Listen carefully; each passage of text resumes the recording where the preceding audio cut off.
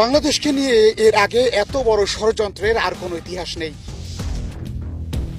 স্বাধীন সার্বভৌম রাষ্ট্রের বিরুদ্ধে একজন সাবেক প্রধানমন্ত্রী হয়ে বিশ্ব দরবারে দেশের ভাবমূর্তি ক্ষুণ্ণ করতে এত নিচে যিনি নামতে পারেন তিনি শেখ হাসিনা ওরফে স্বৈরাচার হাসিনা। একটা কাউন্সিলর যদি বলে যে আপনাকে চাই না, আমি থাকবো না। প্রতিশোধের নামে এই বাংলাদেশকে যিনি একটি জীবন্ত কারাগার বানিয়ে ফেলেছিলেন বলে রাজনীতিতে বহুল প্রচলিত, সবশেষ হাজারো শিক্ষার্থীর বুক ঝাঁঝরা করে দিয়ে তিনি দেশ থেকে পালিয়েছেন। শেখ হাসিনা কতটা ভয়ঙ্কর সেটি আপনারা অনেক আগেই গণমাধ্যমের খবরে জেনেছেন। হাসিনা পুত্র সজীব ওয়াজেদ জয়ের আমেরিকায় আলিশান 17টি বাড়ি এবং বেপরোয়া জীবনযাপনের খবরও আপনাদের কাছে অজানা নয়। এবার আমরা বেফাঁস পতিত হাসিনা সরকারের দিকে একটু ফিরে তাকাতে চাই।